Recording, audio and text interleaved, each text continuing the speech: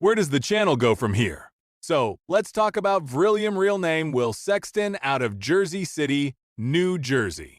If you haven't come across his channel yet, here's the short version. The guy went from about 1,000 subscribers to over 100,000 in under 2 months. That's not a slow burn. That's a rocket. He describes himself as a bull moose patriot and an unfiltered American. Now, if you know your history, the Bull Moose Party was Teddy Roosevelt's breakaway third-party movement from 1912, a populist, nationalist, reform-minded coalition that wanted to bust up concentrated power, rein in the moneyed interests, and put the American working man back at the center of American life. Roosevelt called it the New Nationalism. The idea was that the federal government should be strong enough to stand up to big corporations, but that strength should serve the people, not the elite. That framing matters when you're trying to understand where Will Sexton is coming from, because it's not just an aesthetic choice. It's a political worldview that positions him as something other than a standard conservative or a standard liberal. He's a populist in the old American tradition, and that populism is what fuels most of his content. His videos cover things like the relationship between Israel and Hungary, Viktor Orban's connections to certain powerful Jewish organizations and figures, the hidden traditions within Kabbalah, the way certain ideological movements operate in plain sight. These are videos you genuinely are not going to find made this cleanly, this confidently, anywhere else on the internet. And people have responded. His most popular video has approached 1 million views. That's not nothing. Now, he's mentioned in his own videos that he grew up around Jewish people. And I think that's an important detail, because the easy critique of a channel like his is to call it anti-Semitism dressed up in historical footnotes. But Will doesn't come across as someone who hates Jewish people. He comes across as someone who spent a lot of time paying close attention to Jewish institutions, Jewish political influence, Jewish intellectual tradition, and drew conclusions about power that a lot of people find uncomfortable.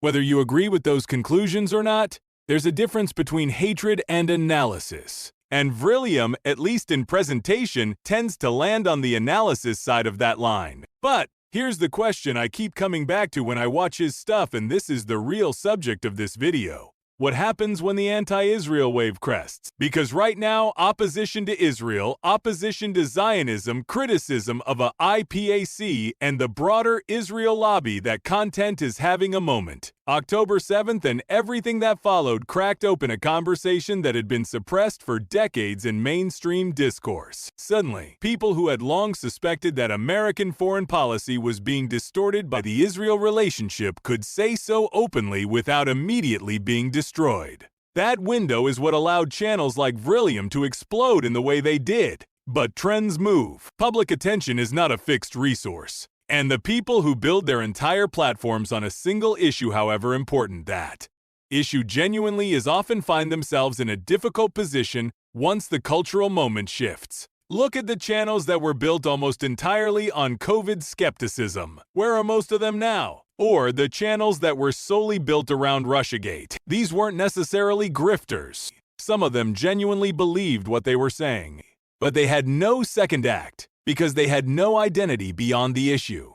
So the question for Will Sexton is, what is his identity beyond the Israel issue? And this is actually where the bull moose framing becomes interesting and potentially useful for him. Because Teddy Roosevelt wasn't a one-issue politician. This audio was created with async.com. Useful for him.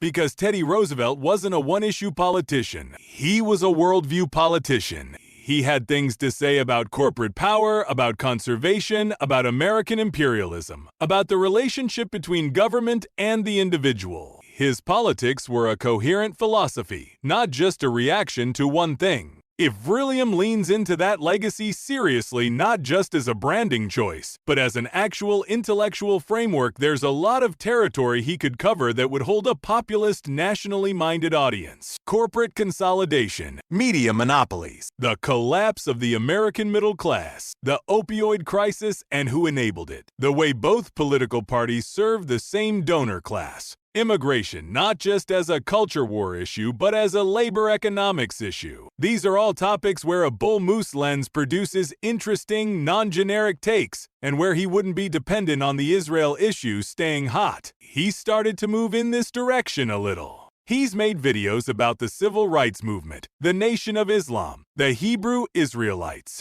And look, those are real topics with real history. But I'll be honest with you, and I think you know this too.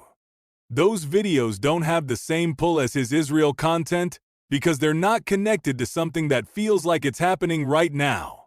They feel a little bit like filler, like he's casting around for the next lane. The real opportunity, in my view, is for Vrillium to make the argument that the Israel issue is not the disease, it's a symptom. The disease is something broader, the way that a small number of highly organized, highly financed ideological communities have learned to capture American institutions, whether that's foreign policy, media, finance, or culture. That's a story with a lot more chapters than just Israel and AIPAC. That's a story about how power actually works in America. And if he can position himself as the guy who traces those threads across multiple domains, not just one, then he has a channel that can survive any single issue fading from public attention. The other challenge he faces, and I don't think he should underestimate it, is platform risk. The topics he covers put him in constant proximity to the line between political criticism and content that platforms will use as a justification to demonetize, restrict, or remove him. He's already associated with Rift, which suggests he knows he needs infrastructure outside of YouTube. That's smart. But building a subscriber-supported model Substack, a membership platform, a paid newsletter is a lot harder than riding an algorithm wave. It requires a different relationship with your audience. You're not just giving them interesting videos. You're giving them a reason to pay you even when the content isn't going viral. Will Sexton is clearly intelligent. He's clearly capable of research, of presenting complex information in a compelling way, of building an audience from nothing almost overnight. Those are real skills. The question is whether he has the strategic clarity to build something durable, or whether he's going to be a case study in what happens when you ride a wave without thinking about what comes after it breaks. I think he has a genuine shot. But it's going to require him to become more than the Israel guy. It's going to require him to fully inhabit that bull moose identity, the guy who isn't left or right, who isn't beholden to any ethnic or ideological interest group, who asks uncomfortable questions about power regardless of who's holding it. If he can do that consistently across a wide range of subjects, he'll have an audience for a long time. If he can't, he'll be a footnote in a very strange chapter of internet history. And for what it's worth, I hope he figures it out. Because whatever you think of his conclusions, the internet has too many people saying nothing interesting. Will Sexton is not one of them. This audio was created with async.com.